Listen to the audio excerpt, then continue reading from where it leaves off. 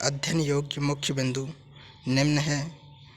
1793 के charter act का परिचय। 1793 के चार्टर एक्ट की पृष्ठभूमि। 1793 का चार्टर एक्ट के प्रमुख प्रावधान। 1793 के चार्टर एक्ट के प्रभाव।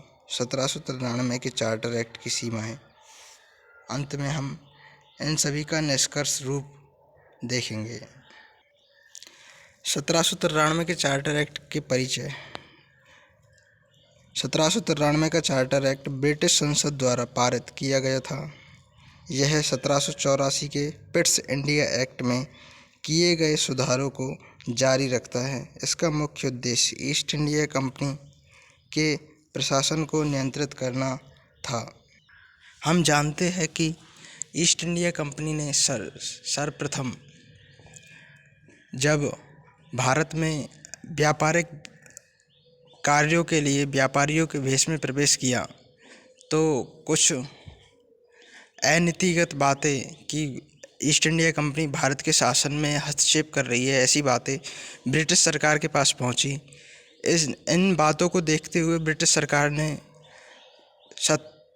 ईस्ट इंडिया कंपनी के कार्य विधि को नियंत्रित करने के लिए विभिन्न समयों पर विभिन्न कानूनों का निर्माण किया, जिनके अंतर्गत प्रथम कानून 1773 का रेगुलेटिंग एक्ट लागू किया गया। इसके बाद पिट्स इंडिया एक्ट 1784 और इसी क्रम में 1793 का चार्टर एक्ट लागू किया गया था।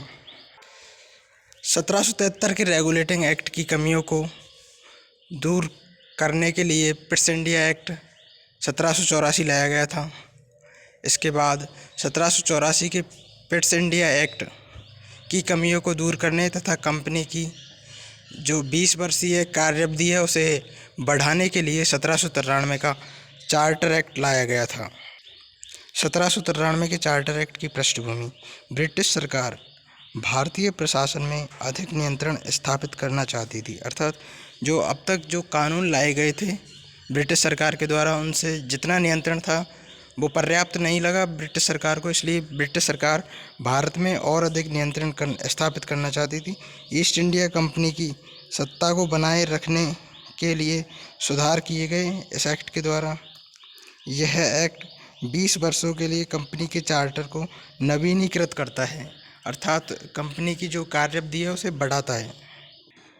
चार्टर एक्ट 1793 के प्रमुख प्रावधान। इस एक्ट के अंतर्गत कौन कौन से प्रावधान किए गए। इस एक्ट के अंतर्गत ईस्ट इंडिया कंपनी का एकाधिकार बरकरार रखा गया। गवर्नर जनरल की शक्तियों में वृद्धि हुई।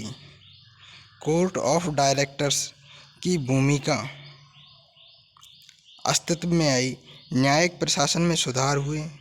भारतीय अधिकारियों के प्रति भेदभाव बना रहा, अर्थात समान पद पर कार्य करते हुए भी अंग्रेजी अधिकारियों को भारतीय अधिकारियों की तुलना में अधिक अधिकार प्राप्त थे।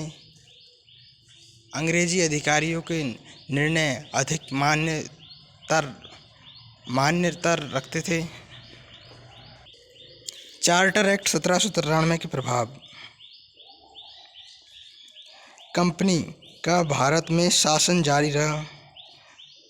भारतीय प्रशासन पर ब्रिटिश नियंत्रण मजबूत हुआ। गवर्नर जनरल की शक्तियां बढ़ी। भारतीयों को उच्च प्रशासनिक पदों से वंचित रखा गया।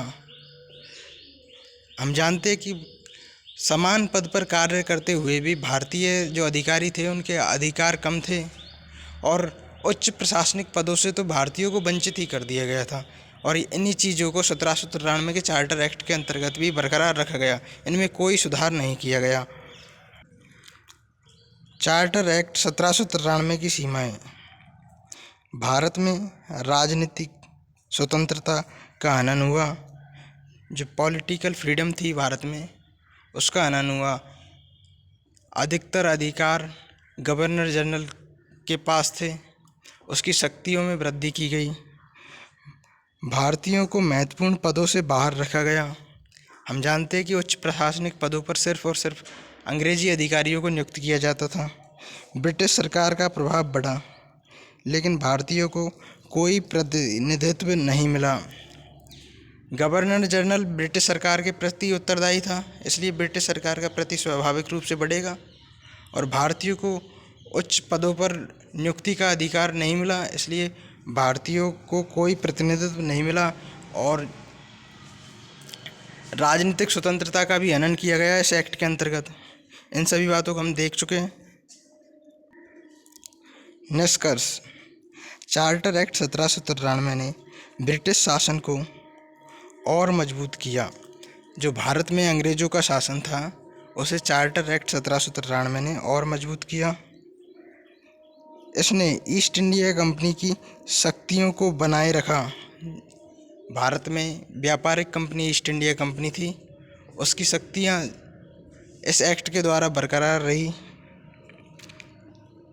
भारतीय प्रशासन में ब्रिटिश हस्तक्षेप बढ़ा, गवर्नर जनरल की शक्तियाँ बढ़ा दी गई थी और गवर्नर जनरल ब्रिटिश सरकार के प्रति उत्तरदायी था। इस कारण भारतीय प्रशासन में ब्रिटिश सरकार का हस्तक्षेप अत्यधिक बढ़ा। यह 1813, 1833 और 1853 के चार्टर एक्ट का आधार बना। धन्यवाद। इसके आगे हम अगली कक्षा में अध्ययन करेंगे।